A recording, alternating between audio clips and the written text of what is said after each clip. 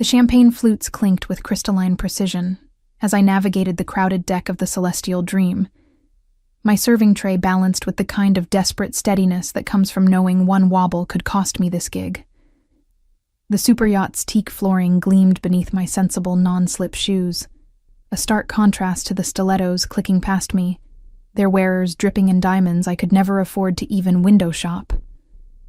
Miami's humid night air clung to my uniform, making the black polyester stick to my skin as I smiled at another guest who plucked a glass from my tray without so much as acknowledging my existence. 4 hours into this shift, and I'd already memorized the hierarchy aboard this floating palace.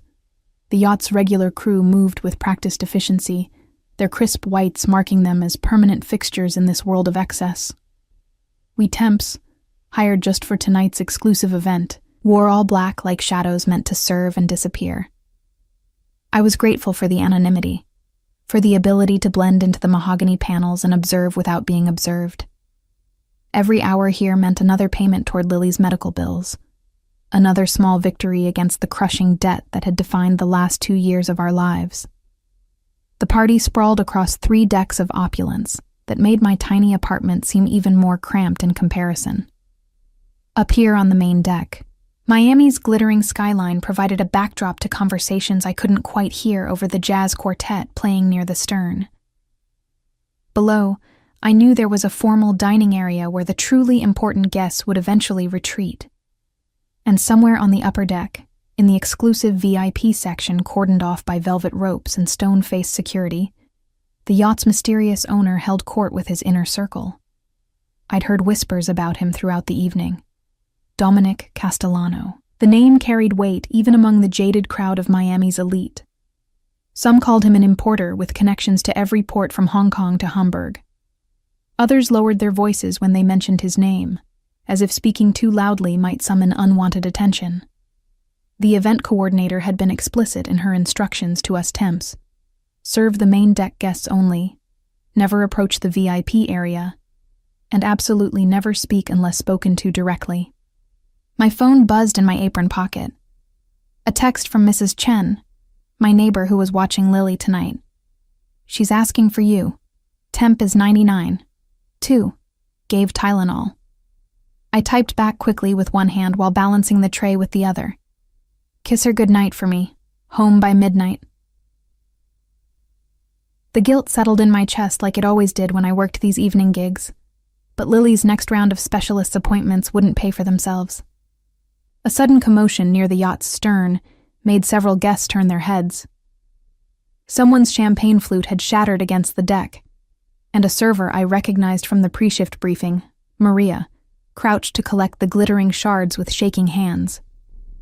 The woman who'd dropped it, dripping in emeralds that caught the deck lights, was already complaining loudly about the server's clumsiness, though I'd seen her gesticulate wildly with the glass moments before.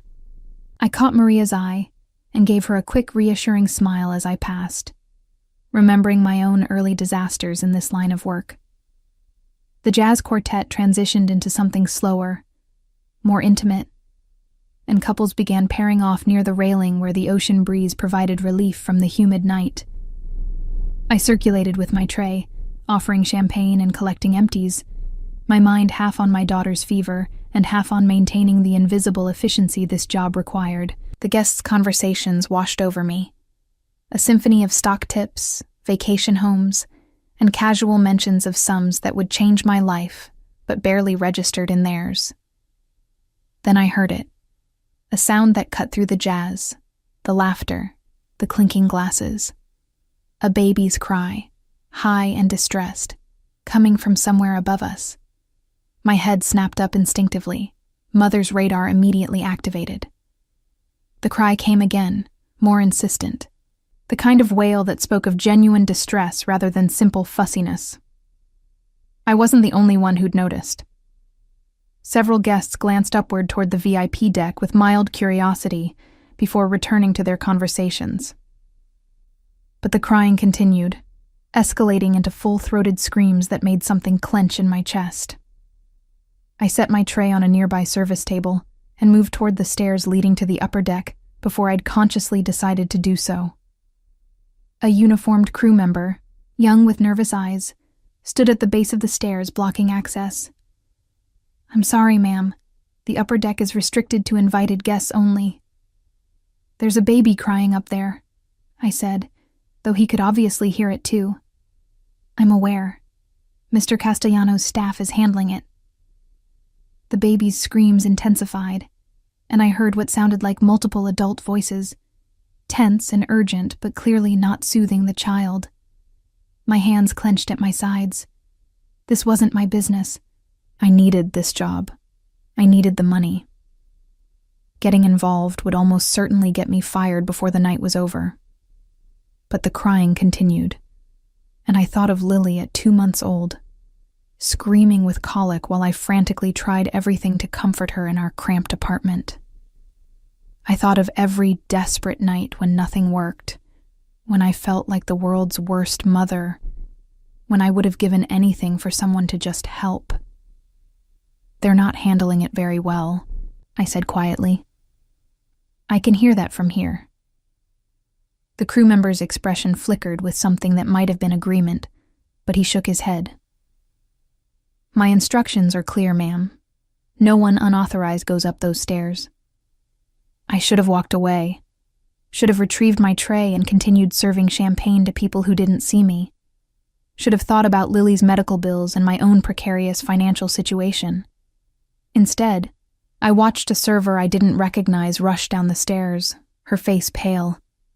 She hurried toward what I assumed was the yacht's interior, and in that moment of distraction, I made a choice that would alter everything.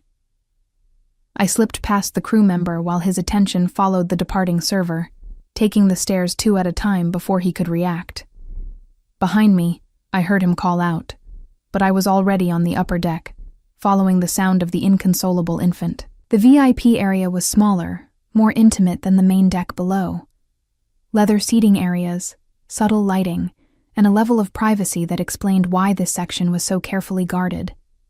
And there, near the forward railing, a cluster of people stood in various states of helplessness around a high-end stroller. 2 men in dark suits that screamed security flanked the stroller, both looking entirely out of their depth. A woman in yacht crew uniform held the baby awkwardly, bouncing him with the mechanical rhythm of someone following instructions rather than instinct. The infant, maybe 8 months old, had a face red with rage and tears, his little fists flailing as he screamed his distress to anyone who would listen. And standing slightly apart, watching with an expression of controlled tension that didn't quite hide his concern, was a man who could only be Dominic Castellano. Even from a distance, he radiated a kind of presence that explained why people lowered their voices when they spoke his name. Tall and broad-shouldered in a perfectly tailored navy suit, he stood with the stillness of someone accustomed to command, his dark eyes fixed on the crying child with an intensity that seemed to deepen with each passing second. His black hair was cut short, styled with precision, and a shadow of stubble defined a jawline that looked like it had been carved from stone. He was younger than I'd expected, mid-30s perhaps, with the kind of face that cameras loved and mothers warned their daughters about. "Give him the bottle again," he said, his voice carrying a faint accent I couldn't quite place. Italian, perhaps, or Spanish. The crew member awkwardly maneuvered a bottle toward the baby's mouth, but the child turned his face away, crying harder. "Mr. Castellano, perhaps we should call the pediatrician," one of the security men suggested, pulling out his phone. "Noah has no fever, no obvious injury," Dominic replied, though his hands clenched briefly at his sides. "He's just upset. There has to be a way to calm him." I'd approached without realizing it, drawn by the baby's distress. The crew member holding little Noah noticed me first, her eyes widening. "You're not supposed to be up here." All eyes turned to me, including Dominic Castellanos. His gaze was direct, assessing, the kind that seemed to catalog everything about a person in seconds. I should have been intimidated, should have apologized and retreated. Instead, I found myself speaking. "May I try?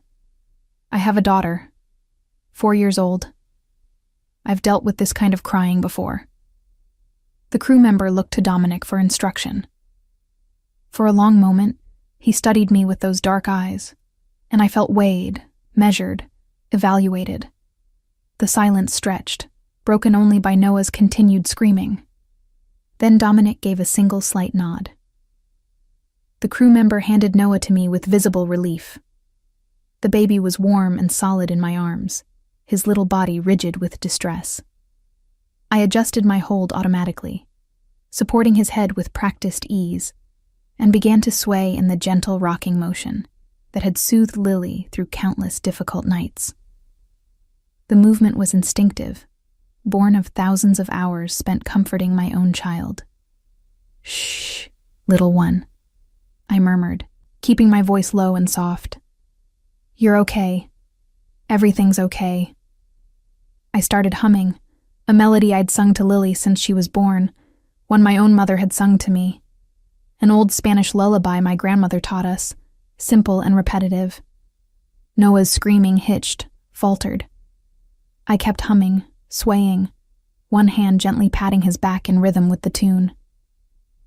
The transition wasn't immediate. His cries came in waves, each one slightly less intense than the last.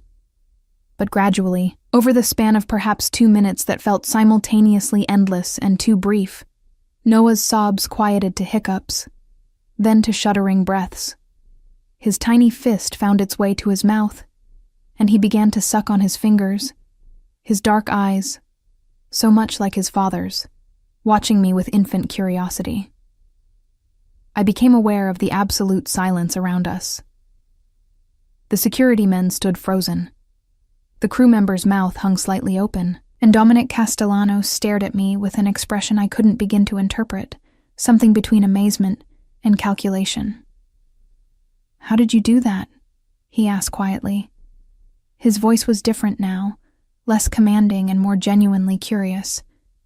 "Just practice," I replied, still swaying gently to keep Noah calm.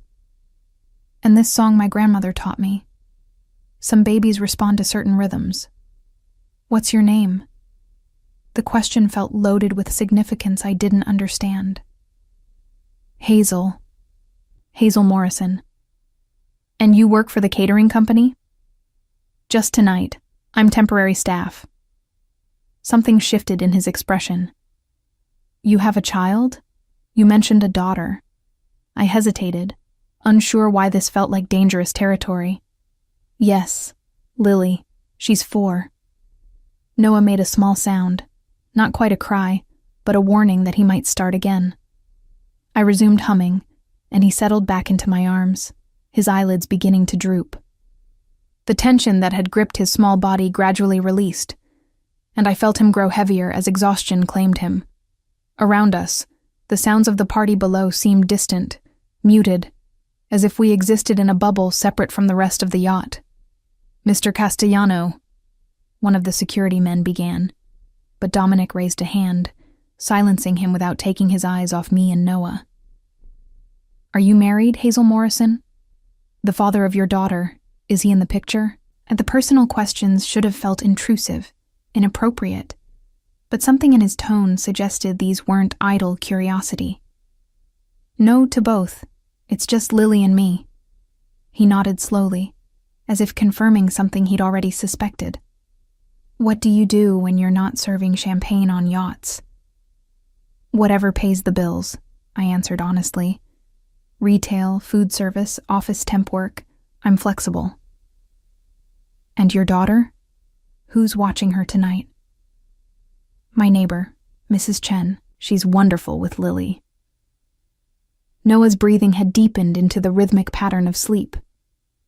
I stood very still, not wanting to disturb him, aware that I was holding what was presumably one of the most powerful men in Miami's most precious possession. The intimacy of the moment felt surreal. Here I was, a broke single mother in a cheap uniform, cradling the sleeping son of a man whose wealth and influence I couldn't begin to fathom. Dominic moved closer, and I caught the scent of expensive cologne, something with notes of cedar and spice that probably cost more than my monthly grocery budget. He looked down at his sleeping son with an expression that transformed his face, softening the hard edges into something almost tender. "He's beautiful," I said quietly. "How old?" 8 months. Yesterday." There was something in his voice now, a note of pain quickly suppressed. "His mother passed away 3 months ago. Complications from childbirth that took time to manifest. By the time the doctors realized something was wrong, it was too late." The words hung between us, and suddenly so much made sense. The desperate attempts to calm the baby, the security team's helplessness, the way Dominic watched his son with fierce protectiveness tinged with fear. This was a man who could command empires, but was powerless in the face of infant tears and motherless grief. "I'm so sorry," I said, meaning it. "That's unbearable." "We manage. Noah has a nanny, of course, full-time staff, but she had a family emergency this weekend, and my usual backup was unavailable. I thought I could handle one evening with him here at the party." His mouth twisted in something that wasn't quite a smile. Clearly, I was mistaken. "Babies are unpredictable," I said gently. "Even with all the help in the world, sometimes they just need someone to hold them and convince them the world isn't ending." He studied me for a long moment. "Would you be willing to stay with Noah for the remainder of the evening? I have business matters to attend to below, but I'd feel more comfortable knowing someone capable was with him." The offer surprised me. "I was hired to work the party, Mr. Castellano. My supervisor will be looking for me." "I'll handle your supervisor. I own this yacht. If I say you're reassigned to childcare, that's the end of the discussion." There was no arrogance in his tone, just simple fact. This was a man accustomed to reshaping reality to suit his needs. I should have felt manipulated, controlled. Instead, I felt oddly relieved. Spending the rest of my shift with a sleeping baby would be infinitely preferable to navigating the demanding guests below. "All right," I agreed. "But I should tell my neighbor I'll be a bit later than expected. Use my phone." He pulled a sleek device from his pocket and held it out. "And Hazel? Thank you. For Noah, and for not running when he needed help." Our fingers brushed as I took the phone, and I felt an unexpected jolt, like static electricity but warmer. His eyes held mine for a beat too long, and I saw something there that made my pulse quicken. Not threat exactly, but intensity. Focus. The sense of being truly seen for the first time in longer than I could remember. I carefully shifted Noah's weight to one arm and dialed Mrs. Chen's number, updating her quickly, while Dominic spoke in low tones with his security team. When I handed back his phone, he gestured toward a cushioned seating area protected from the wind. "There's a bassinet in my stateroom," he said. "I'll have it brought up, along with everything else you might need. If Noah wakes, if there's any problem at all, these men will find me immediately." He addressed the security team. "Marcus, you stay up here. Anthony with me." And someone informed the event coordinator that Ms. Morrison is no longer available for service duties tonight. The efficiency with which he reorganized the evening around this new reality was impressive.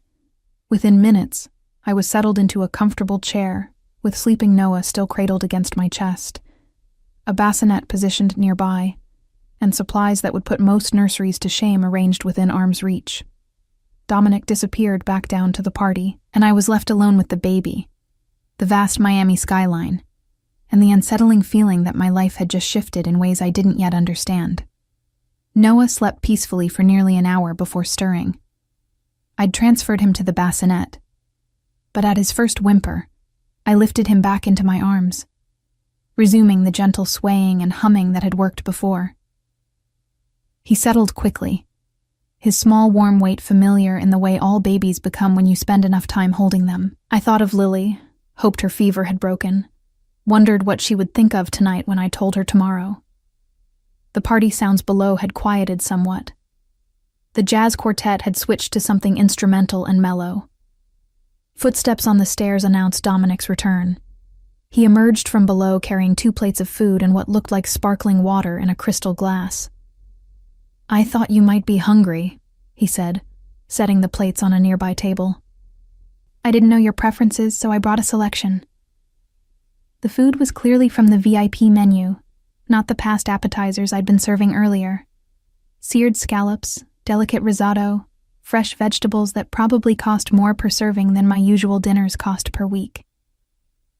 Thank you, I said, genuinely touched by the consideration. You didn't have to do that.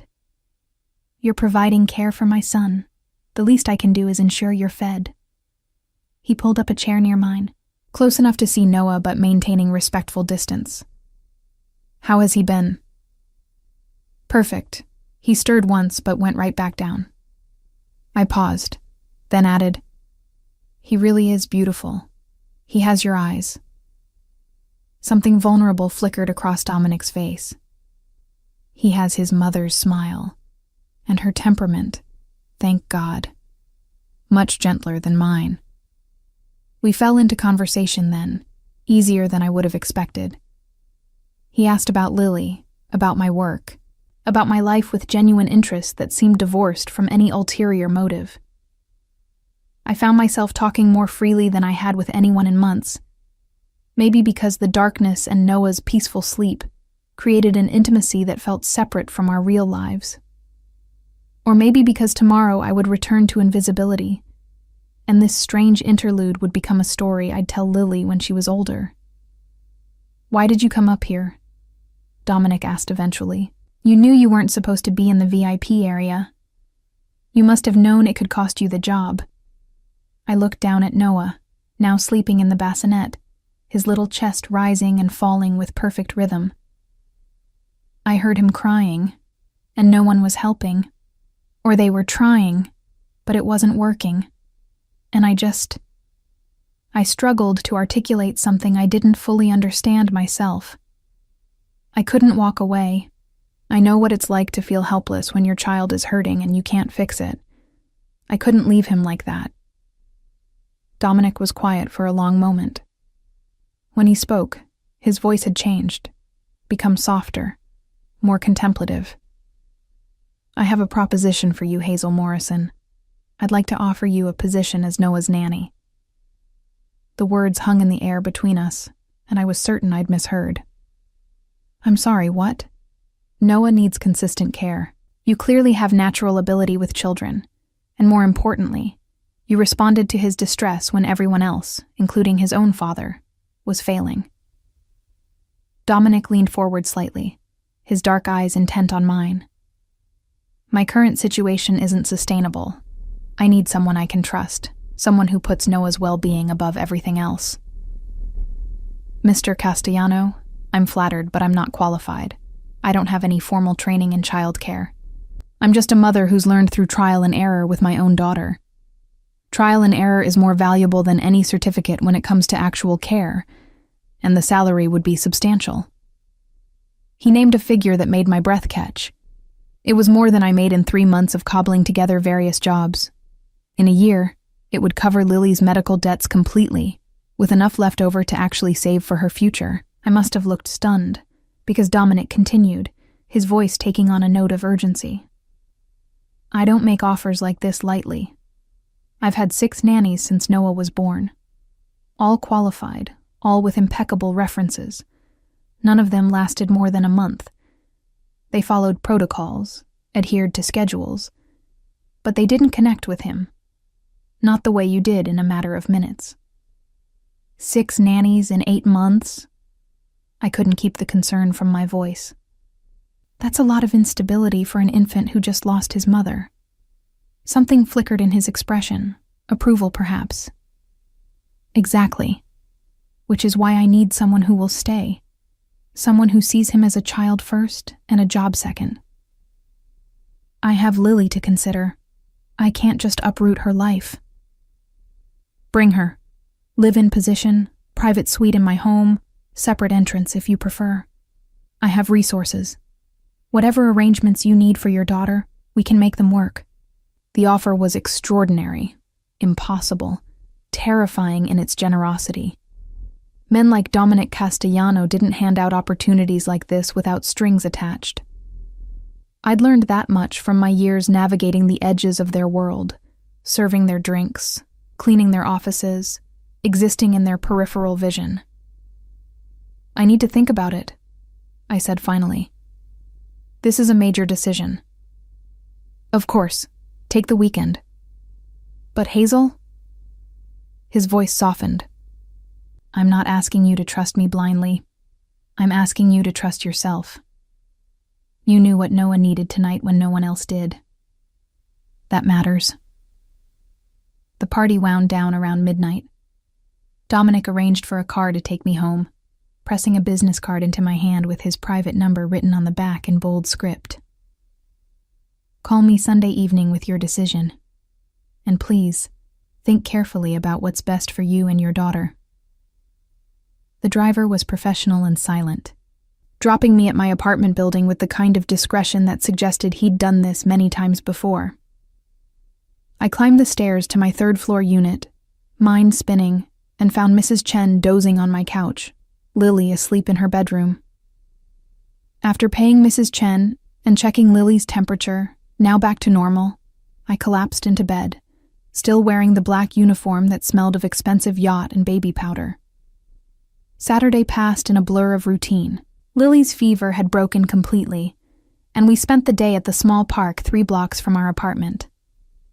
I pushed her on the swings, helped her navigate the jungle gym, and tried not to think about Dominic Castellano's offer. But it crept into my thoughts during every quiet moment.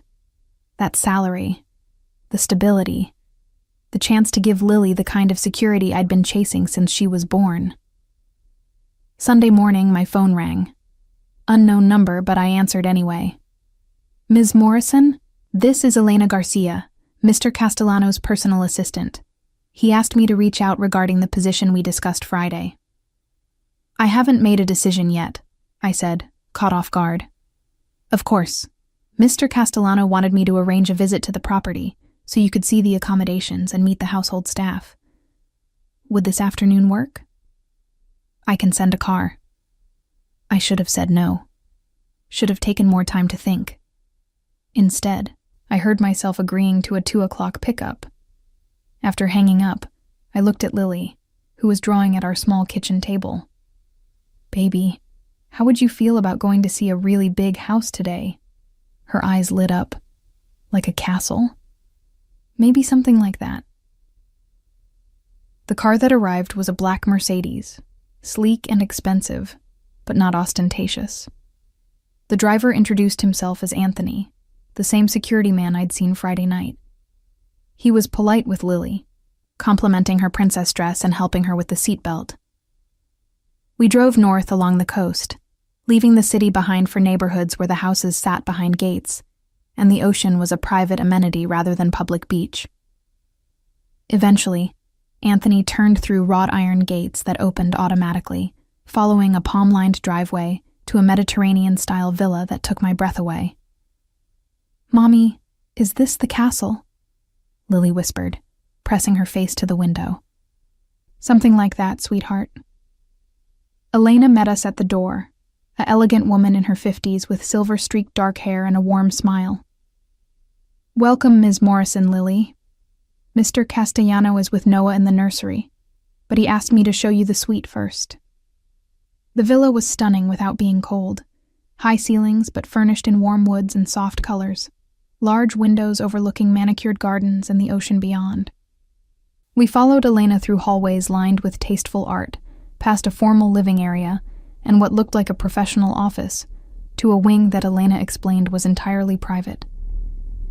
"This would be yours," she said, opening double doors. The suite was larger than my entire apartment. A spacious living area with comfortable furniture, a full kitchen, 2 bedrooms each bigger than the single room Lily and I currently shared, and 2 bathrooms with fixtures that gleamed.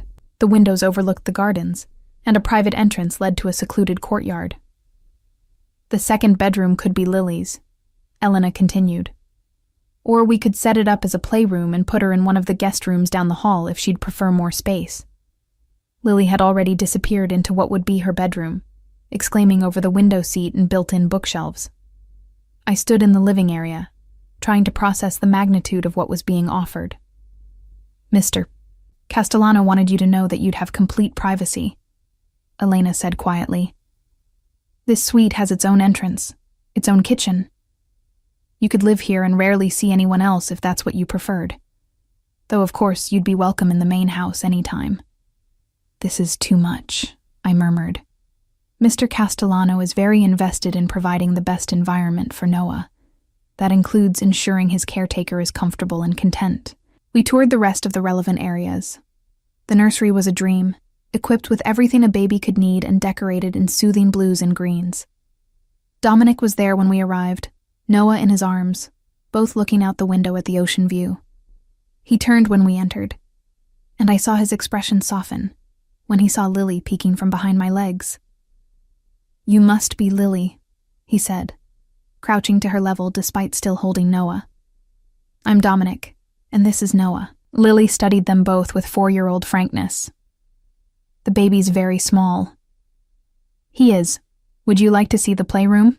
Elena can show you while your mom and I talk." After Lily skipped off with Elena, chattering about the climbing structure she'd seen through the window, Dominic gestured for me to sit in one of the comfortable chairs near the window.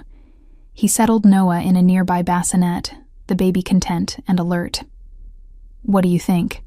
he asked simply. "It's overwhelming. The suite alone is more space than Lily's ever had." That's not an answer to my question. I took a breath. "I think you're offering me something that could change my daughter's entire life.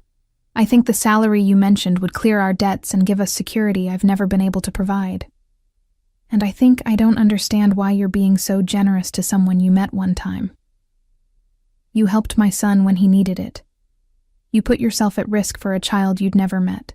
That tells me something about your character." He paused. "I've had investigators look into your background." The admission should have angered me, but I'd half expected it. Men like Dominic Castellano didn't make offers like this without due diligence. And what did they find? Single mother, working multiple jobs to cover medical expenses for a daughter with a chronic autoimmune condition. No criminal record, not even a traffic ticket.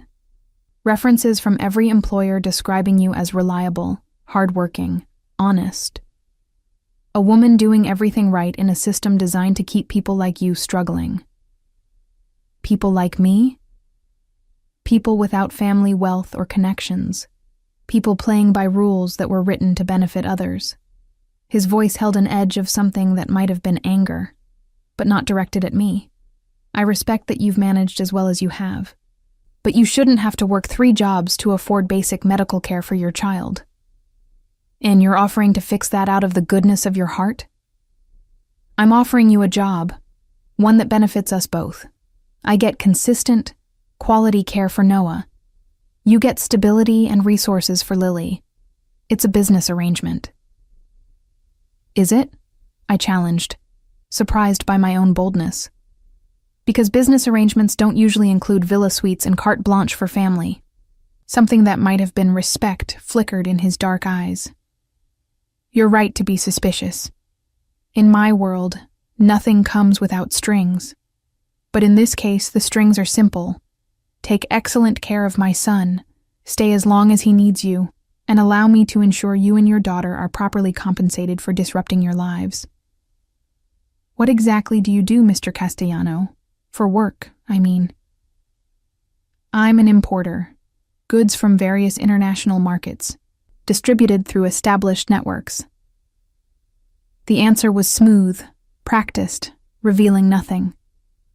I thought of the whispers I'd heard at the party, the way people's voices changed when they mentioned his name. "What kind of goods?"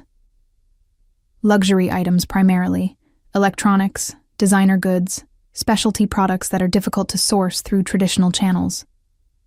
It was a non-answer, and we both knew it. But I also knew I wasn't entitled to the truth. Not yet. Maybe not ever, if I was simply an employee hired to care for his child. "If I accept this position," I said carefully, "I need certain conditions." "Name them." "Lily's medical care takes priority. If she needs me, I need to be able to leave Noah with someone else temporarily. Agreed. I'll have backup staff for those situations. I want a contract. Clear terms, clear expectations, clear compensation. My attorney can have something drawn up by tomorrow. And if it doesn't work out, if Noah and I don't connect the way you think we will, I want 3 months severance to find other employment. 6 months, he countered. If it doesn't work, I don't want you scrambling to make rent while job hunting. The generosity unsettled me more than suspicion would have. I studied his face, trying to read the truth beneath the careful control. Why do I get the feeling there's something you're not telling me? Dominic's expression didn't change, but something shifted in his eyes. There are aspects of my life that don't concern you. Business matters that won't touch Noah, or by extension, you. Your role is simple. Care for my son. Everything else is separate. And if those separate things become not so separate, they won't. I'm very careful about maintaining boundaries. I wanted to believe him. Wanted to believe this was simply a wealthy single father hiring help. But my instincts, honed by years of navigating the margins of privilege, whispered warnings I couldn't quite articulate. I need to see Lily's reaction, I said finally. If she's uncomfortable here, if this doesn't feel right for her, I can't accept. Of course. Take a few days, spend time here, see how Lily adapts. I'm not looking for an immediate answer. But we both knew I'd already made my decision the moment I saw that suite, calculated what the salary would mean for Lily's future. The question wasn't whether I'd accept, but whether I could live with myself for doing so, despite the unanswered questions and unspoken warnings. Elena returned with Lily, who was chattering excitedly about the playroom and the gardens and the pool she'd seen. "Mommy, can we stay? Please? There's a princess bed in one of the rooms, and Elena said we could put my stuffed animals on it." I looked at my daughter's shining face, then at Noah content in his bassinet, then at Dominic watching me with those dark, unreadable eyes. "Yes, baby," I heard myself say. "I think we can stay." The smile that crossed Dominic's face was genuine, transforming his features into something approaching warmth. "Welcome to the family, Hazel Morrison." The word family hung in the air, carrying weight I didn't yet understand. But I'd made my choice, for better or worse. Tomorrow I'd resign from my other jobs, give notice on our apartment, and begin packing up our small life for transplant into this world of wealth and secrets. I just hoped I'd made the right decision. 3 months had passed since Lily and I moved into Dominic's villa, and the rhythm of our new life had become almost comfortable. Almost. Because there were still moments when I'd catch myself waiting for the other shoe to drop, for the hidden strings to suddenly pull taut and reveal the true cost of all this generosity. Noah had thrived under consistent care. The crying episodes that had plagued his early months diminished as we established routines that worked for him. He was crawling now, pulling himself up on furniture, babbling consonant sounds that weren't quite words but were clearly trying to be. Watching him develop, knowing I'd played a role in his security and happiness, filled me with purpose I hadn't felt in years. Lily had transformed too. Her autoimmune flares had decreased dramatically since we'd moved in. The stress of our previous life, the constant worry about money and housing and medical bills, had apparently been affecting her more than I'd realized. Here, with regular meals, stable housing, and access to the best medical care money could buy, she bloomed. The dark circles under her eyes faded. Her energy returned. She laughed more. Elena had become an unexpected friend, teaching me the household rhythms and introducing me to the small staff who maintained the villa. Maria, who handled cleaning, was from Guatemala and had a daughter Lily's age. Roberto, the groundskeeper, left fresh flowers in vases twice a week and maintained a small vegetable garden that Lily loved to visit. Even Anthony, who I now understood was much more than a driver, had proven kind despite the edge of danger that clung to him like cologne. What I hadn't expected was how my relationship with Dominic would evolve. Our early interactions had been purely professional, discussions about Noah's schedule and development, nothing personal. But gradually, boundaries blurred. He'd join us for Noah's bedtime routine. Share dinner with Lily and me in the kitchen, rather than eating alone in the formal dining room. Linger over coffee in the morning while I prepared Noah's breakfast. The change had been so gradual I hadn't noticed it happening until one evening, when I looked up from reading to the children and found him watching me with an expression that made heat pool in my stomach. Not the detached appreciation of an employer observing competent work, but something far more complicated. "What?" I'd asked, suddenly self-conscious in my simple cotton dress. "You're good at this," he'd said quietly, being their safe place. The statement had felt weighted with meaning I didn't fully grasp, but I'd pushed it aside, focusing instead on the children's bedtime needs. Later, alone in my suite, I'd examined that moment from every angle, trying to understand what I'd seen in his eyes. Attraction? Loneliness? Simple gratitude? Whatever it was, I felt it too. That was the truly dangerous part. Dominic Castellano was objectively attractive, but I'd been around attractive men before without feeling this pull. It was the moments of vulnerability he let slip that undid me. The way his voice roughened when he talked about Noah's mother. The fierce protectiveness in his eyes when he held his son. The careful consideration he showed Lily, never overwhelming her but always showing interest in her drawings, her stories, her small triumphs. I was falling for my employer, and it was the stupidest thing I could possibly do. Tonight, Lily was having a sleepover at Maria's house with her daughter Sophia, a carefully arranged event that both girls had been excited about for weeks. Noah was already asleep, his monitor positioned on my nightstand. I'd planned to use the rare, quiet evening to catch up on reading, maybe take a long bath, enjoy the luxury of uninterrupted time. Instead, I found myself restless, wandering through the suite that still sometimes felt too large. Eventually, I gravitated toward the private courtyard, stepping out into the warm Miami evening. The sound of the ocean provided gentle white noise, and the gardens beyond were lit with subtle landscape lighting that turned the space into something magical. Couldn't sleep either. I turned to find Dominic in the courtyard, sitting on one of the stone benches with what looked like whiskey in a crystal glass.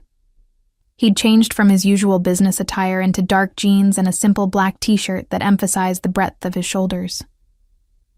"Just enjoying the quiet," I said, suddenly aware that I was wearing only a thin nightgown and robe. I didn't realize this courtyard connected to the main house. It doesn't, usually, but I have a gate key. He gestured to the bench beside him. "Join me?" I should have made an excuse, retreated to my suite. Instead, I found myself settling onto the bench, leaving careful space between us. The stone was still warm from the day's sun, and the night air carried the scent of jasmine from the nearby bushes. "How was your day?" I asked, defaulting to the safe territory of polite conversation. "Long, complicated, the kind that makes me question certain life choices." He took a sip of his drink. "How was yours?" "Good. Noah said mama today. Well, ma, but close enough." Something complex crossed Dominic's face. "Did he?" Too late. I realized my mistake. "I'm sorry. I should have said caregiver or my name or something. I didn't mean to. Don't apologize." His voice was rough. Sophia was mama. It's natural that Noah would use the same word for the primary woman in his life. She would have wanted him to have that, someone to call by that name. The pain in his voice made my chest ache. "Tell me about her, Sophia. You never talk about her." He was quiet for so long I thought he wouldn't answer. Then, "We met at university. She was studying art history, had this ability to see beauty in everything. When she got pregnant, we were both terrified. Neither of us had planned on children, but once the shock wore off, she was radiant with joy. His hands tightened on the glass. The pregnancy was difficult. High blood pressure, complications that required bed rest, but she fought through all of it because she wanted Noah so badly. And then, when it should have been over, when she should have been recovering. "You don't have to talk about it," I said softly. "Postpartum cardiomyopathy. The doctors said it's rare, hard to predict. By the time they realized her heart was failing, it was too late for treatment. She held Noah once after he was born, told me she loved us both, and then she was gone." I reached out without thinking, covering his hand with mine. "I'm so sorry. That's unbearable." His fingers turned, capturing mine, and suddenly we were holding hands in the darkness, the simple touch crackling with unspoken tension. Some days I'm angry at her for leaving. How stupid is that? Angry at a dead woman for dying. It's not stupid. It's grief. It's human. And other days, I'm angry at myself for not seeing it coming, for not doing more, for not being able to save her. His thumb traced patterns on my palm, the touch absent-minded but electric. And then there are days when I look at Noah and see her smile, and I'm grateful even though it hurts. We sat in silence for a while, hands still joined, the weight of shared sorrow creating intimacy I hadn't expected. Eventually Dominic spoke again, his voice different now, more guarded. "There are things about my life you don't know, Hazel. Things I've kept separate from Noah, from you, from this house. But they exist, and eventually they may touch you whether I want them to or not." "Like what?" I asked, though part of me dreaded the answer. "The business I mentioned. It's not entirely legal. Import regulations exist for reasons, and I often work around them. The goods themselves aren't harmful, mostly luxury items people want but can't easily access through legitimate channels, but the methods required to move them across borders." He trailed off. "Let's just say I have connections in places that make some people uncomfortable." "Are you telling me you're a criminal?" "I'm telling you I operate in gray areas. I don't hurt people, don't deal in anything that causes direct harm. But I also don't play by rules I consider arbitrary or corrupt." He turned to face me fully. "If that changes your opinion of me, I understand. But I needed you to know before." "Before what?" His free hand came up to cup my face, his dark eyes searching mine. "Before I do something I can't take back. The kiss happened so slowly, I could have stopped it. Should have stopped it. But I didn't want to." His lips were soft against mine, questioning rather than demanding. And when I didn't pull away, he deepened the contact with a low sound that vibrated through my chest. My hands found his shoulders, solid and warm under the thin cotton, and I kissed him back with a hunger that had been building for months. When we finally broke apart, both breathing hard, Dominic rested his forehead against mine. "This is a terrible idea." "The worst," I agreed, but I didn't move away. "You work for me. There's a power imbalance. If this goes wrong, it affects Noah, affects Lily." "I know. We should stop. Right now. Pretend this didn't happen. We should." Neither of us moved. His thumb traced my lower lip, and I shivered at the touch. "I haven't wanted anyone since Sophia died.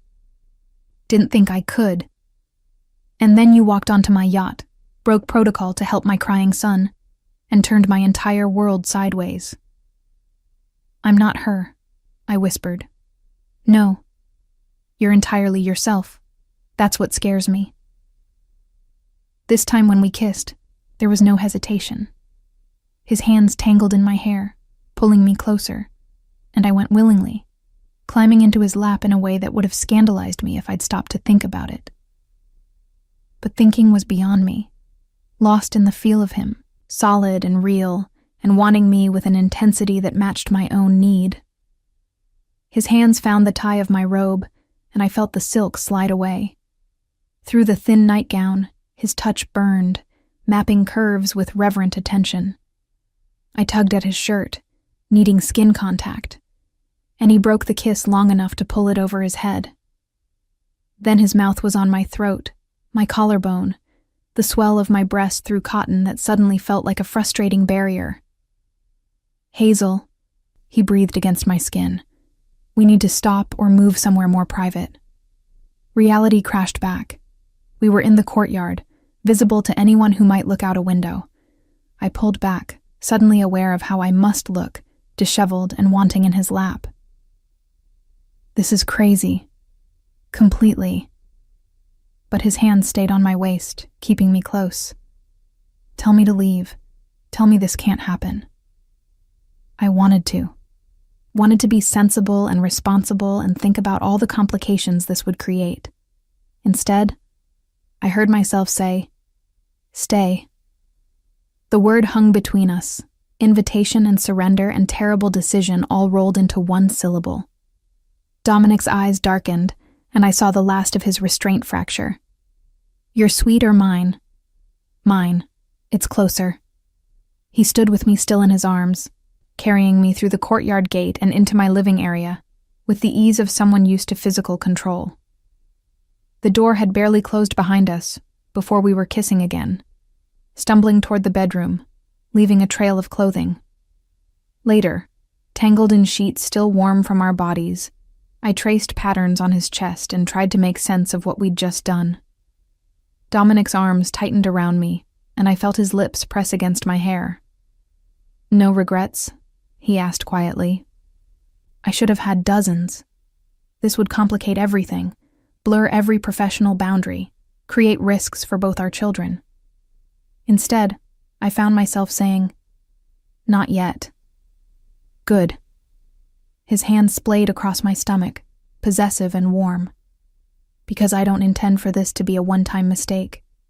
I want you, Hazel, not just tonight. I want to explore whatever this is between us. I'm still your employee. Then I'll hire a different nanny for Noah, keep you on as something else. That's not a solution. He's attached to me now. Then we'll figure it out as we go, but I'm not giving this up, not unless you want me to." I rolled over to face him, studying his features in the dim light filtering through the curtains. What if it doesn't work? What if we try this and it falls apart? What if it does work? What if this is the beginning of something neither of us saw coming? The optimism in his voice surprised me. This didn't seem like a man who looked at the world through rose-colored glasses. But maybe that's what grief and loneliness did to you. Made you grab onto hope when it finally appeared. "We take it slow," I said finally. "No dramatic changes. No telling the children anything until we're sure. And if it stops working, we end it cleanly before it affects Noah or Lily." Agreed. He sealed the promise with a kiss that threatened to ignite round 2. "Though I should warn you, I'm not good at slow. Learn." But I was already pulling him closer, already feeling my resolve weaken. We didn't manage slow. Over the following weeks, what started as secret stolen moments became something deeper, more consuming. Dominic would find excuses to be wherever I was. His hand would brush mine during Noah's bedtime routine. We'd exchange looks across the dinner table that made my skin flush. And at night, when both children were asleep, he'd slip into my suite, or I'd find my way to his, and we'd lose ourselves in each other with the desperate intensity of people who knew this couldn't last, but refused to let go. The changes didn't go unnoticed. Elena gave me knowing looks that I couldn't quite interpret. Maria made comments about how happy Senor Castellano seemed lately. Even Anthony, usually stoic as stone, smiled when he saw Dominic and me together. But I pushed aside the worry. The voice that whispered this was all too good to be true. For the first time in years, I was happy. Lily was healthy. Noah was thriving. And Dominic looked at me like I was precious, like I mattered beyond my utility. I should have known better. Should have remembered that fairy tales don't happen to women like me. Should have paid more attention to the cars that sometimes idled outside the gates, to the calls Dominic took in hushed, urgent tones, to the tension that occasionally tightened his shoulders when he thought no one was watching. Should have remembered that in the world Dominic inhabited, happiness was temporary, and payment always came due. 6 months into our arrangement, I woke to find myself violently sick for the 3rd morning in a row. Dominic found me in the bathroom, holding my hair back while I retched into the toilet with humiliating intensity. "That's it," he said firmly once the wave passed. "I'm calling Dr. Martinez."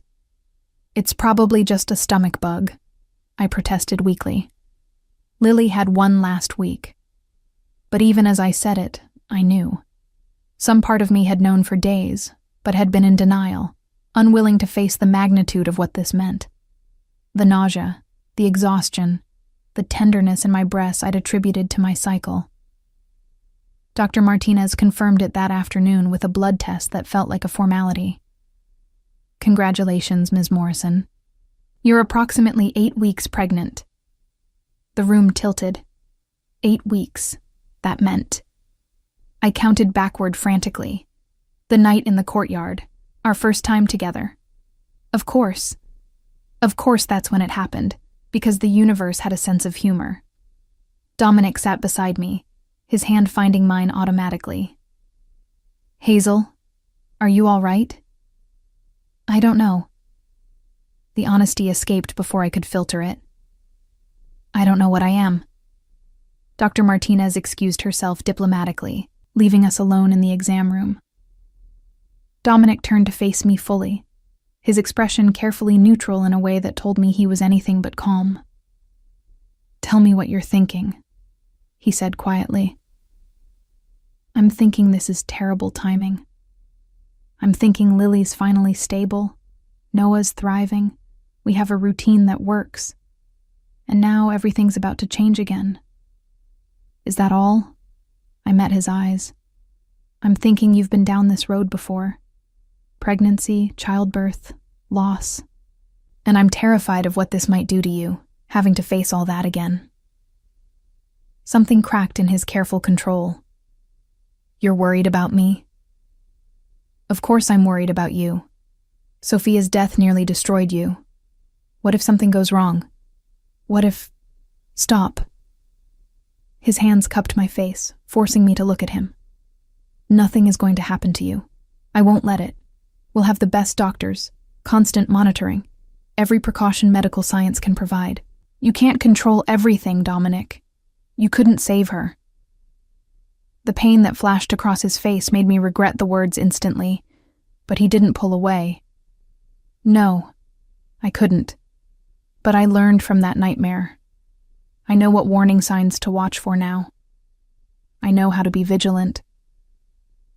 His thumbs brushed away tears I hadn't realized were falling.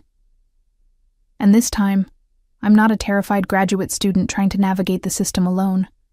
I have resources, connections, power. I will keep you safe." What if I can't do this? The fear poured out of me in a rush. I barely managed with Lily, and I was younger then, stronger. Now I'm almost 30 with a 4-year-old and a job, and you're not alone this time. His voice was fierce, certain. "You have me. You have help. You have everything you need. And Hazel?" He waited until I met his eyes. "I love you." The words hung in the air between us. The first time either of us had said them aloud despite months of showing it in countless small ways. "You don't have to say that just because—" "I'm not saying it because of the pregnancy. I've been in love with you since you sang that lullaby to Noah on the yacht. Maybe before. Maybe the moment you decided helping a crying baby was more important than keeping your job." His smile was tender, vulnerable.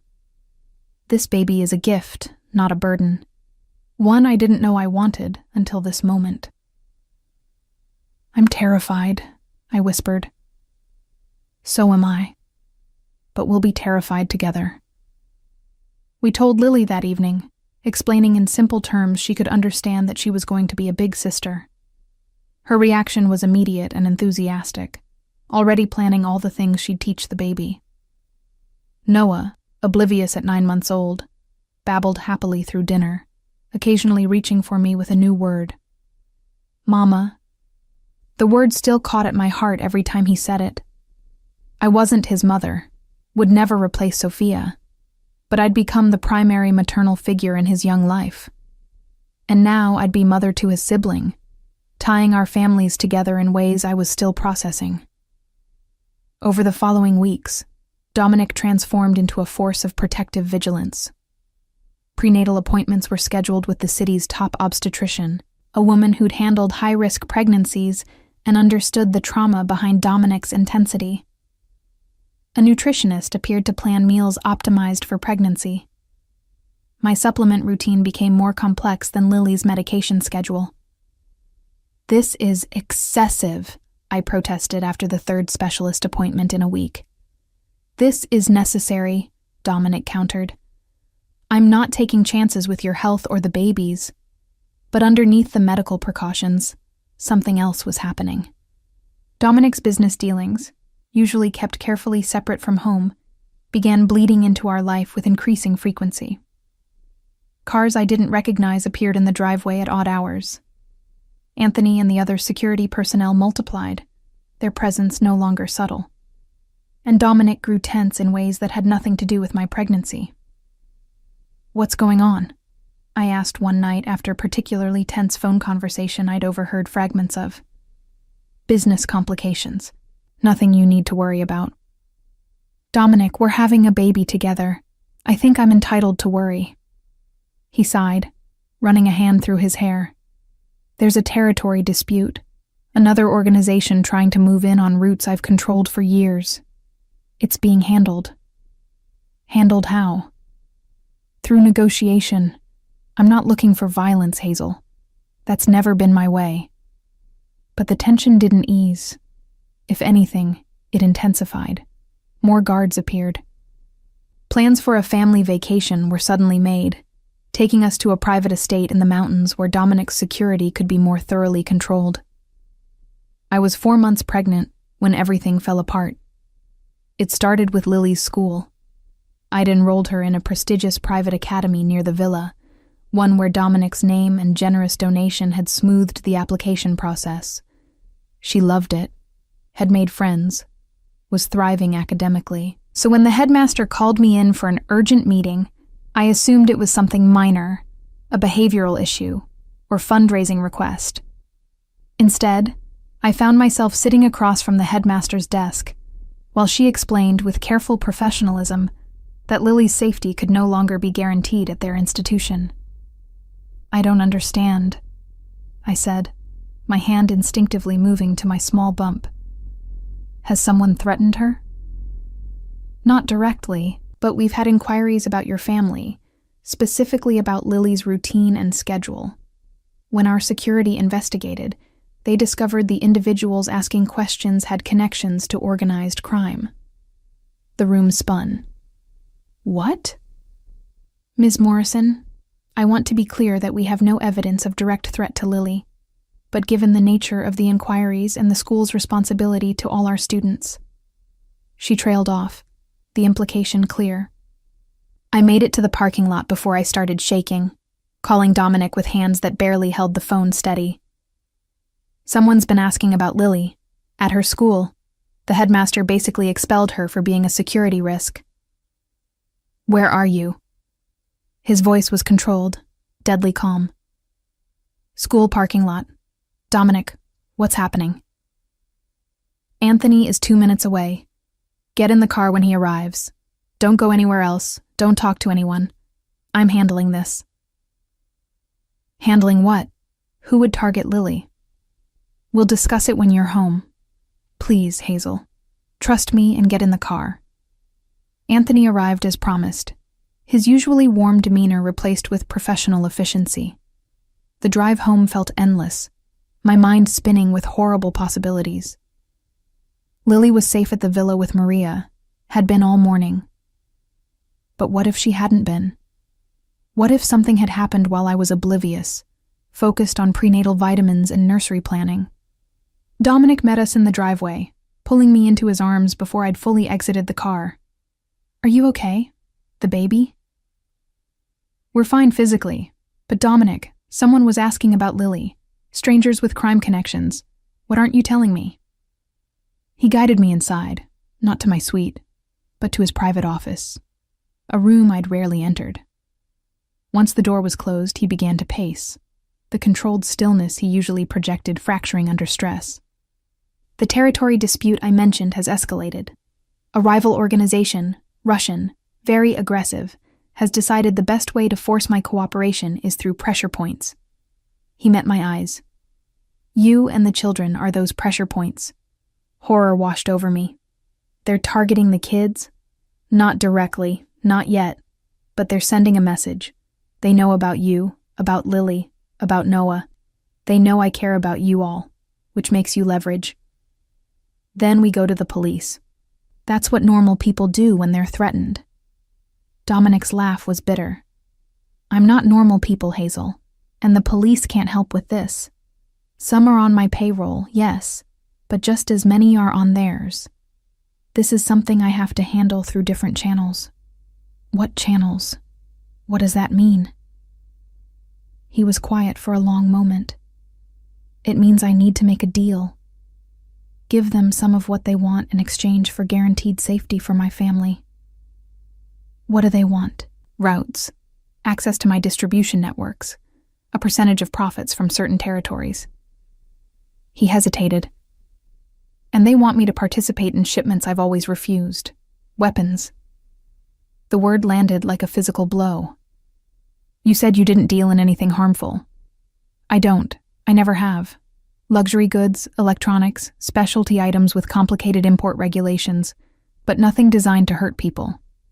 Weapons cross a line I've never been willing to cross. Then don't cross it now. It's not that simple. If I refuse, they escalate. They've already demonstrated they know where Lily goes to school. Next, they'll show they know where she plays, where you shop, every vulnerable moment in your day. His voice broke slightly. I can't protect you all the time. None of us can be secure as long as they're actively trying to get to me through you. I sank into one of the leather chairs, trying to process the magnitude of what he was saying. My pregnancy, my daughter, our carefully constructed life, all of it suddenly felt like a house of cards in a strong wind. There has to be another option, I said. Something that doesn't involve you becoming an arms dealer. I've been looking for one, but they're not interested in anything else I can offer. They want the roots, the networks, and they want me complicit in their operations, so I can't expose them without exposing myself. Then we leave.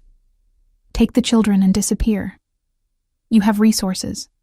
We could go somewhere they can't find us. There is nowhere. The certainty in his voice was chilling. These are people with international reach. Running would only delay the inevitable and guarantee we'd be looking over our shoulders forever. So what? You're just going to do what they want. Become what you've always said you weren't. I'm going to keep you safe, whatever that requires. The finality in his voice sparked anger through my fear. Don't make me the excuse for compromising your principles. Don't put that on me or the children. You think I want this? He turned on me, and I saw the anguish beneath his control. You think I don't know exactly what it means to cross this line? But I've lived through loss, Hazel. I've held my dying wife's hand while our son slept unaware. I've felt powerless in the face of forces I couldn't control, and I swore I would never feel that way again. Never let anyone I love be taken from me if there was anything I could do to prevent it. Even if it means selling your soul? Even then. We stared at each other across the elegant office, the gulf between us suddenly vast. I'd known Dominic operated in moral gray areas, had accepted that about him. But this was different. This was active participation in violence, in the very harm he'd claimed to avoid. I need time to think, I said, standing on shaky legs. This is too much to process all at once. Take what time you need.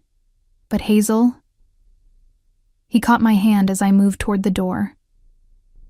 "I understand if you can't accept this choice. I'll still protect you and the children regardless. But I need you to understand I'm not making it lightly." I pulled my hand free, unable to bear his touch in that moment. "I need to check on Lily." The following days were tense, filled with conversations neither of us wanted to have. Dominic arranged for increased security, guards who now shadowed Lily's playdates and my prenatal appointments. The villa that had felt like a sanctuary began to feel like a different kind of prison, one with armed men at every exit. And through it all, I wrestled with an impossible choice. Stay and accept what Dominic was becoming, what our life would mean if he crossed this line. Or leave, try to build something separate, and pray the Russians wouldn't use us as leverage anyway. But as my pregnancy progressed, as I felt life flutter beneath my ribs, I realized leaving wasn't really an option. Not because of Dominic's money or protection, but because despite everything, I loved him. Loved the man who read bedtime stories to Noah and Lily with equal tenderness. Loved the father who'd wept at our first ultrasound, seeing his second child moving on that grainy screen. Loved the complicated man who was trying to navigate impossible choices with no good answers. 3 weeks after that horrible meeting, I found Dominic in his office, staring at documents I couldn't read from the doorway. "I've decided," I said quietly. He looked up, and I saw the fear naked on his face, the terror that I was about to say I was leaving. "I don't like this. I hate what they're forcing you to become. But I understand why you're doing it." I moved closer, settling into the chair across from his desk. "So if you're going to make this deal, we're going to make sure it's the last deal. No more escalation, no more compromises. One agreement that guarantees our safety permanently. Hazel." "I'm not finished. You're also going to start looking for ways out of this life. Because I won't raise our children in this world forever. I can't. If you love me, if you love them, you'll find a way to go legitimate eventually." Hope flickered in his eyes. "You're staying?" "I'm choosing us, all of us together. But on the condition that this is temporary, that you're actively working towards something different." He came around the desk, pulling me to my feet and into his arms with desperate intensity. "I promise. I'll find a way out. It may take time, but I'll do it. Make the deal," I whispered against his chest. "Keep us safe, and then we'll figure out the rest together." His hand settled over my bump, feeling our child move beneath his palm. Together. The deal with the Russians was finalized in a warehouse I never saw, at a meeting I wasn't invited to. Dominic returned home late that night, his face etched with exhaustion and something that might have been shame. He didn't tell me the details, and I didn't ask. Some things were better left unknown. What I did notice was the change in atmosphere. The predatory tension that had gripped our household for weeks dissipated like morning fog. The extra security remained, but grew less visible, blending into the background again. Lily returned to school at a different academy, one with even more stringent safety measures. And life resumed a semblance of normalcy, if you could call our gilded existence normal. My pregnancy progressed smoothly despite the stress. At 6 months, Dr. Seta, Martinez confirmed what we'd suspected during the anatomy scan. Another boy. Dominic's reaction was complicated, joy tinged with grief as he processed having a second son when he'd barely survived losing Sophia while having the first. "Noah will have a brother," I said, watching him study the ultrasound image with intense focus. "They'll have each other. Like you and Lily have each other," he murmured. "Family." The word had become important to both of us, a talisman against the darkness that sometimes threatened to swallow our happiness. We were building a family from broken pieces, 2 people who'd lost too much finding something new together. Elena organized a baby shower that felt more like a society event. with women I barely knew presenting gifts expensive enough to stock 3 nurseries. But Maria brought a hand-knitted blanket, soft yellow with white stars, that meant more than all the designer items combined. And Lily, with 4-year-old solemnity, presented a drawing she'd made of our family. Dominic, me with my round belly, her, Noah, and a small figure labeled baby brother. "I'm going to teach him everything," she announced, like how to tie shoes and what foods taste good and how to be brave at the doctor. Watching her with Noah, seeing how gentle she was with his toddler chaos, filled me with hope. Maybe we could make this work. Maybe the sins of Dominic's business wouldn't touch these children we were raising with such care. I should have known better. It was a Tuesday afternoon, unseasonably warm for late November. I'd taken both children to the park, one of our regular outings now that Lily's school let out early, and Noah needed the sensory stimulation. Anthony accompanied us as always, maintaining discreet distance while we played. Lily was on the swings, pumping her legs with determination, while Noah toddled after birds with the single-minded focus of a 1-year-old. I sat on a bench, my hand resting on my now prominent belly, enjoying the normalcy of the scene. Other mothers and nannies chatted nearby. The sound of children's laughter filled the air. For a moment, I could pretend we were just another family enjoying a beautiful day. The first indication something was wrong came from Anthony. His casual posture shifted, became alert. He moved closer to where I sat, his hand inside his jacket in a gesture I'd learned meant he was reaching for his weapon. "Mrs. Castellano," he said quietly. We'd dropped the pretense of him using my maiden name months ago. "Please gather the children. We need to leave." "What's wrong?" But I was already standing, calling to Lily. "Just a precaution. Come with me now, please." Lily ran over, sensing the urgency in my tone. I scooped up Noah, who protested at having his bird chase interrupted, and followed Anthony toward the parking lot. The Mercedes was there, engine already running. Dominic's doing, I realized, having drivers ready for quick exits. We were 10 feet from the car when the black van screeched to a halt in front of us. Doors slid open, revealing 3 men who moved with practiced efficiency. Anthony had his weapon out instantly, pushing me and the children behind him. "Get in the car," he shouted, opening fire. I ran. Lily's hand clutched in mine, Noah screaming in my arms. Behind us, the sound of gunfire was deafening. Other park visitors scattered, screaming. I made it to the Mercedes, threw open the door, shoved Lily inside. A hand grabbed my shoulder, yanking me backward. Noah flew from my arms, and I heard Lily scream. I fought with desperate strength, kicking, clawing, but there were too many hands, too many attackers. Someone hit me, hard, and the world tilted.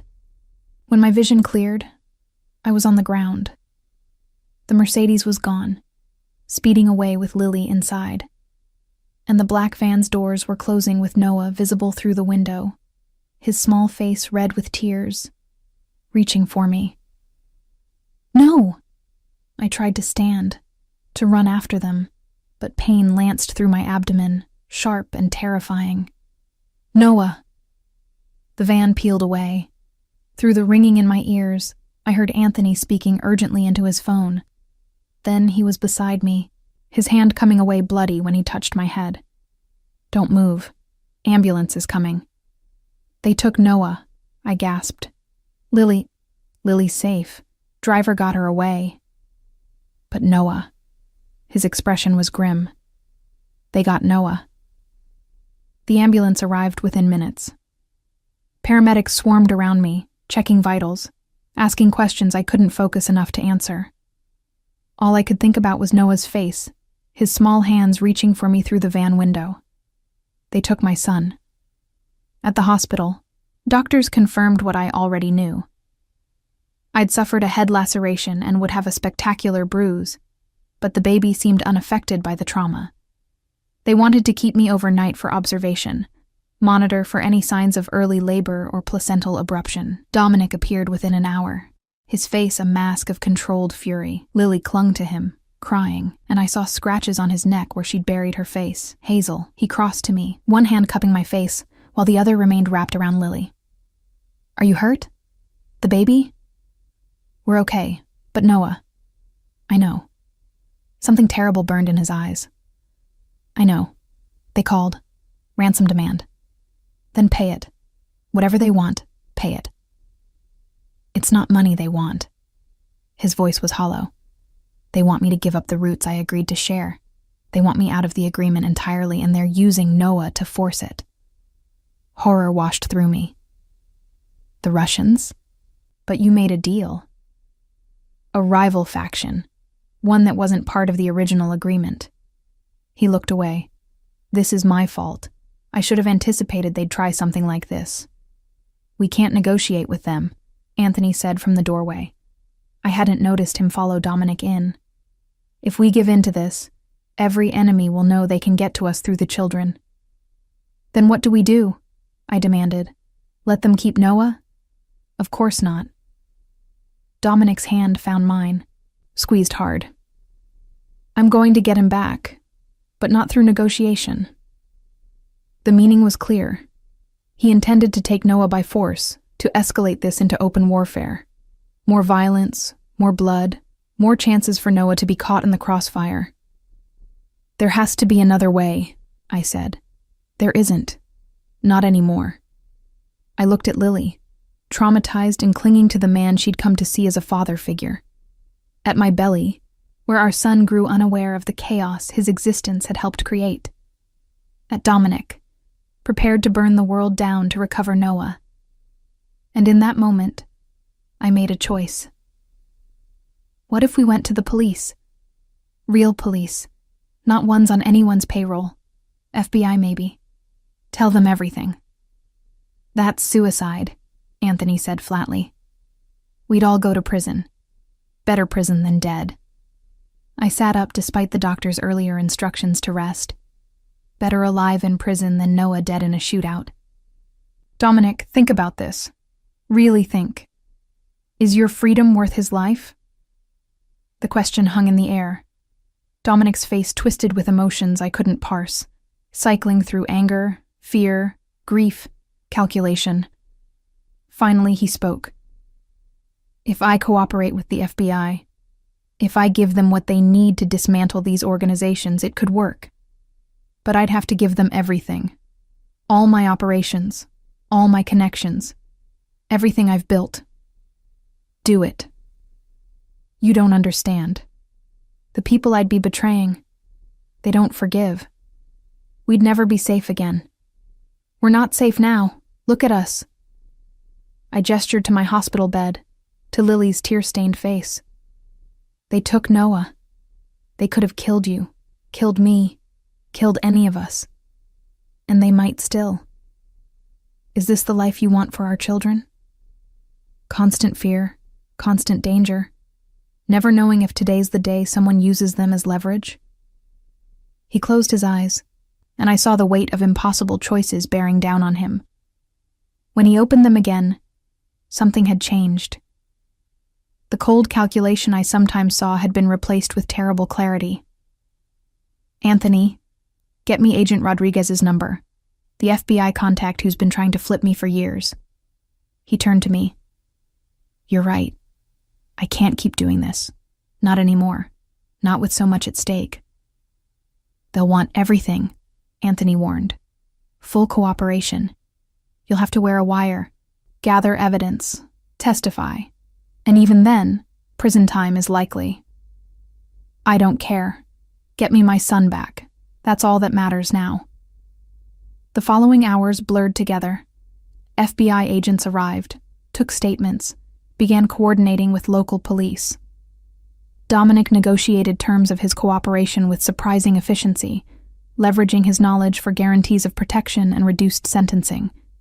Through it all, specialized teams worked to locate Noah, using resources both legal and otherwise.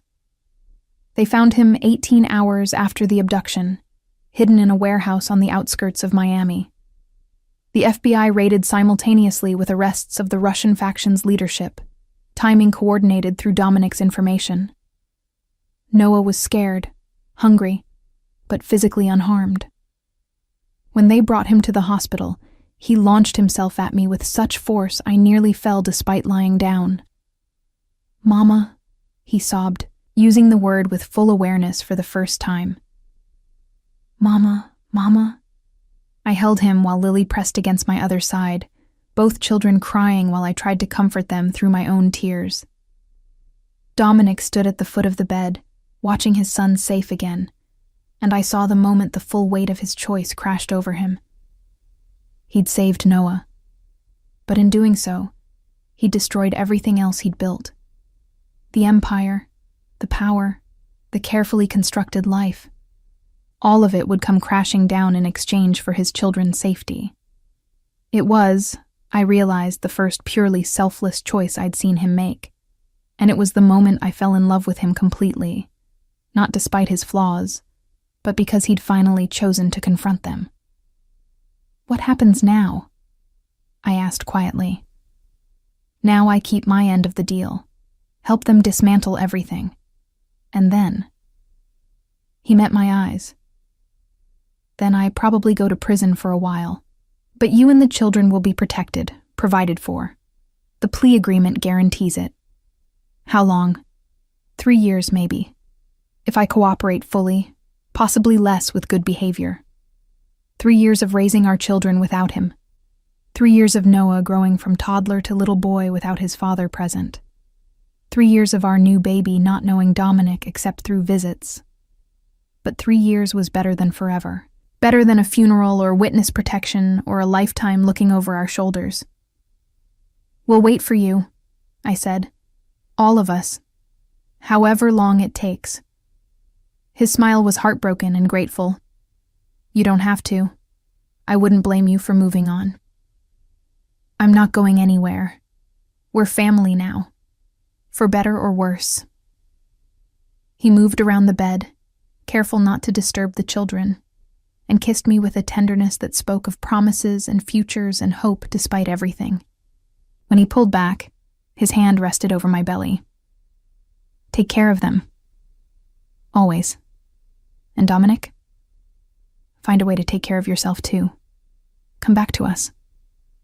"I will. I promise." The next 3 years unfolded in ways I could never have anticipated. Dominic kept his word, cooperating fully with federal prosecutors. His testimony helped dismantle 3 major criminal organizations operating along the East Coast, earning him consideration for reduced sentencing. Instead of the potential 15 years he'd faced, the final plea agreement resulted in 3 years, 2 of which would be served under house arrest at a property the FBI secured for our use. House arrest meant Dominic was home, present in a way he'd never been even when free. No late-night business calls. No mysterious departures or tense meetings. Just us, the children, and the careful reconstruction of a life built on legitimate foundations. Our second son, Ethan, was born 3 weeks after Dominic's sentencing hearing. I'd gone into labor early, stress and fear triggering contractions that sent us racing to the hospital. Dominic, still technically free pending the start of his house arrest, held my hand through 18 hours of labor, whispering encouragements and promises. "You're doing so well," he murmured as another contraction gripped me. "So strong, just a little longer." When Ethan finally emerged, screaming his indignation at the world, Dominic wept. He held our son with shaking hands, this tiny red-faced creature who represented both redemption and burden. A child who would grow up knowing his father served time, knowing the family's past. "He's perfect," Dominic whispered. "They're all perfect." The house arrest began 2 weeks later. We moved to a smaller property, still comfortable but far from the villa's grandeur. Dominic wore an ankle monitor that allowed him a small radius around the house, but prevented him from leaving the property. FBI agents checked on him randomly, ensuring compliance. "This is strange," he admitted one evening as we sat in the backyard, watching Lily and Noah play while Ethan slept in my arms. "Being home all the time, having nowhere else to be. Do you hate it?" He considered the question. Sometimes, the lack of freedom chafes. But then I look at them. His gaze moved to where Noah was trying to teach Lily some game he'd invented. And I remember why I chose this. They're worth every minute of confinement. The days developed a rhythm. Dominic helped with the children's routines, attended Noah's milestones and Lily's achievements, was present for Ethan's first smile, first roll, first giggle. He cooked meals with an enthusiasm I'd never seen from him before, discovering a talent for Italian cuisine inherited from his grandmother. I had time to learn, he explained when I complimented his lasagna. No meetings to run to, no empire to maintain, just hours to fill productively. He also used the time to plan our future. With his illegal assets seized, we lived on funds from legitimate investments he'd maintained separately, enough to be comfortable, but nothing like our previous wealth. Dominic began working on a business plan for a security consulting firm, leveraging his knowledge of vulnerabilities and protection without the criminal element. Companies pay well for people who understand how criminals think, he explained, showing me his projections. I can use what I know to help them protect themselves legally, keep us financially stable while doing something that might actually help people. The FBI approved the plan as part of his rehabilitation. By the end of his first year under house arrest, he had 3 corporate clients and was building a legitimate business from our home office. I helped when I could, managing schedules and correspondence while caring for 3 children who somehow managed to be both exhausting and wonderful. Lily thrived in her new school, a smaller academy with strong academics and a focus on arts. She discovered a talent for painting, creating vibrant scenes that teachers praised for their emotional depth. Noah, nearly 3 now, was all energy and curiosity, asking endless questions about everything he encountered. And Ethan, growing from infant to toddler, showed early signs of his father's intensity, focusing on objects and people with laser attention. The hardest part was watching the outside world move on while we remained in limbo. Friends from our previous life disappeared, unwilling to associate with a known criminal. The mothers from Lily's old school avoided me at pickup, as if our past might somehow contaminate their carefully curated existences. Even Elena, who'd stayed in touch initially, eventually stopped calling, her texts becoming more sporadic, until they stopped entirely. "It's just us now," I said one evening after another unreturned message. "Everyone else has moved on." Dominic pulled me close. "We're enough. We have to be." But the isolation weighed on both of us. I'd gone from the villa's social circle to complete solitude except for the children. Dominic, accustomed to power and influence, now spent his days confined to a few thousand square feet of property. The strain showed in small ways: his shorter temper, my occasional tears, the tension that crept into our interactions when we were both exhausted. "I'm sorry," he said after one particularly difficult argument about something trivial. "This isn't the life I promised you. You promised to choose us over everything else. You did that. The rest is just details. Details that matter. You deserve better than being isolated, raising 3 children with a convicted felon. I deserve a partner who puts our family first. Everything else I can handle." 2 years into his sentence, Dominic's lawyer submitted a request for early release based on his cooperation and good behavior. The hearing was scheduled for a Friday in March, with final decision expected within weeks. "What if they say no?" I asked the night before. "Then I serve the remaining year and we move forward. But Hazel?" He turned to face me in bed, his expression serious. "If they approve early release, I want to do this right. I want to marry you. Properly, legally, in front of everyone." We'd never married during his house arrest, an oversight born of chaos and fear. I wore his ring, called myself Mrs. Castellano, raised our children together, but we'd never made it official. "You want a wedding? I want you to be my wife. I want our family legally recognized. I want Noah to know I chose to make you his mother by every definition. I want Ethan to grow up without questions about his parents' commitment. He brushed his thumb across my cheekbone. I want the world to know I love you enough to marry you despite everything I've put you through. Yes, I whispered. Whatever the hearing results, yes. The judge approved his early release 3 weeks later.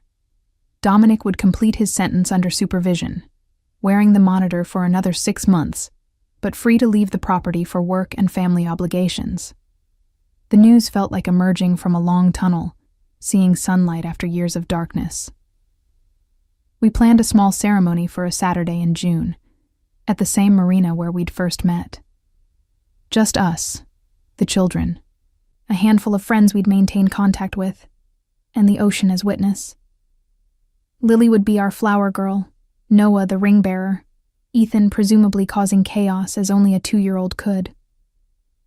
The morning of the wedding, I stood in a simple white dress, watching Miami's sunrise paint the sky in shades of gold and pink. So much had changed since that night on the yacht, when I'd heard Noah crying and made a choice that would alter everything. Nervous? Maria asked, helping me with my hair. She'd been one of the few who'd stayed in contact, her loyalty unshaken by our family's trials. Terrified, happy, everything at once. That's love, mija, the good kind, the kind worth fighting for.